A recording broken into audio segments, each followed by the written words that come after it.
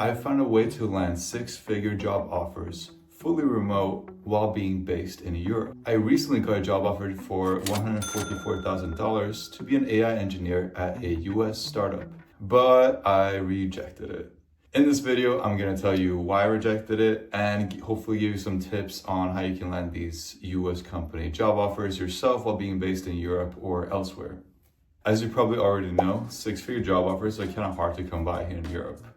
But in the US, this is what new graduates can make straight out of college. This disparity makes it very lucrative to target US companies when you're looking for a job.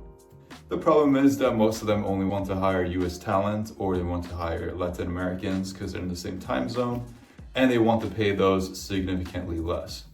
So you need to do some things differently when trying to land one of these jobs. Okay, so a little bit about the offer. This was a stealth startup.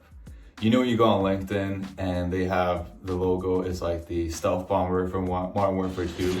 Well, yeah, it means the startup is hush hush. So I can't really talk too much about it, but I'm active in a couple of Discords related to Python and programming. And I found the hiring manager there, figured out what they're doing. I reached out to them, told them what I've been doing in the AI engineering space. Of course, showed off my YouTube channel. And of course, I told them I had a course on my YouTube channel that was doing, moderately successful. I'm sure that helped sell the deal a little bit. So thank you guys for the support. So this company is in the retail industry. They're extracting data from retail products, analyzing it, repackaging that data into reports, and then selling those reports. That's really the level of detail I can go into here without lawyering up. So I had a couple of interviews with them, and in the first one, what really set me apart was my business experience. So having been a real estate agent that transitioned into software development, I was able to highlight that I can understand business requirements quite well and translate those into technical tasks. I've also launched my own tech startup, so that shows that I know the business side of developing a product quite well. And this really set me apart because now in this age of AI where LLMs can do a lot of the lifting when it comes to coding, companies are looking for other traits. Soft skills are more important than ever right now. So learning and improving these can be more beneficial to you rather than grinding out leak code or learning the latest web framework. And then came the technical interview. And honestly, because I was working on my advanced Python study guide for senior developers, this helped me a lot. The CTO asked me about concepts like asynchronous programming and concurrency. And because those are topics that I cover in that video, I was able to explain those very clearly and communicate my deep understanding of the Python programming language. So I strongly recommend you watch my study guide before your next senior Python interview and have those concepts fresh in your mind. Because of course, it's one thing to be familiar or know some of these advanced concepts, but if you're able to explain them clearly, it shows that you have just a whole new level of understanding. And these are things that can really set you apart so that you can advance to the next rounds. So after that, I got the job offer and we started working immediately in like a trial period. And I'm glad we did it this way because as soon as I started, there was a couple of issues. So first of all, there was minimal onboarding and there's just a lot of different things thrown at me. And the technical person I was supposed to report to, the CTO, was quite unavailable. So the expectation was that I was just supposed to, figure things out very quickly and immediately contributing positively. And look, maybe some people are able to do this.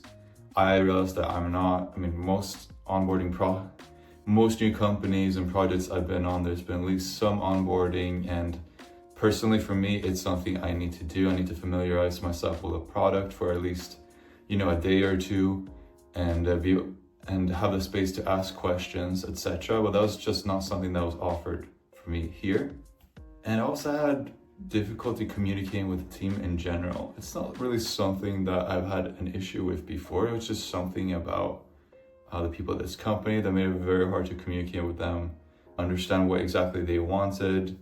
My theory is they had a tight deadline coming up and they're all just super stressed. And when you're stressed, you end up kind of bouncing around things and it can be very hard to focus on one consistent thing. And then also the hours were a problem. So the thing about a lot of US startups is they kind of want you to give your entire life to them because they're building the next big thing and they're going to disrupt the industry, And this is one of those startups. They communicated it to me in the beginning, so I knew about it, and I was open to it because it seemed like a fun project and they seemed like a successful team. It's just considering the other issues I had, then this one stung a little bit more than it should have.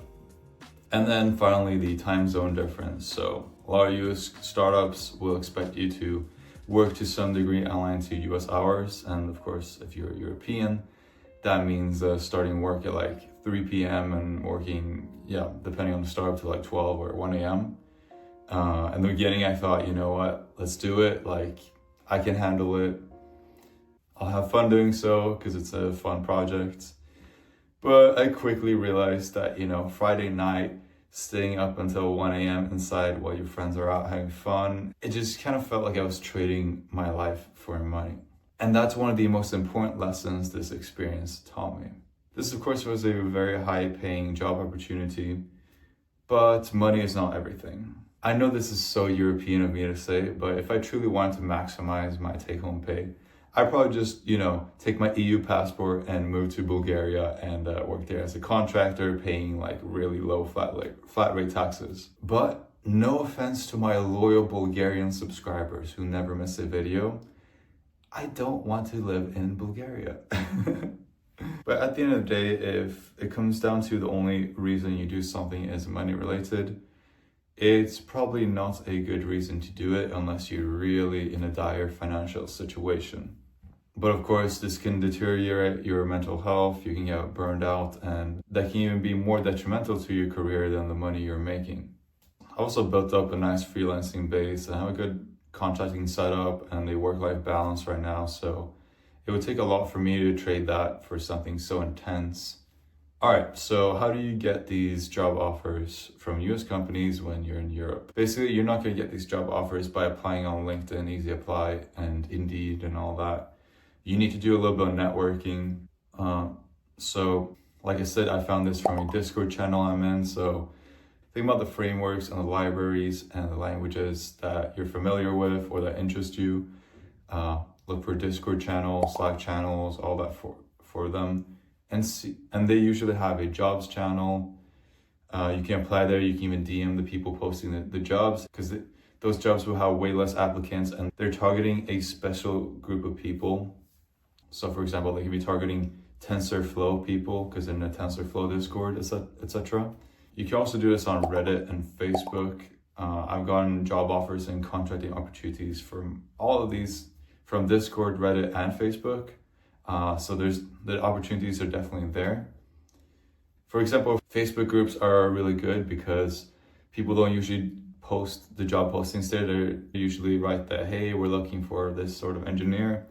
You comment on the post or you DM them and you have a normal conversation before you even get to an interview part. As far as Reddit, it's very useful to be active in certain subreddits. Not selling anything, but just, contribute to the community, do some posts, share your insights, comment helping other people out.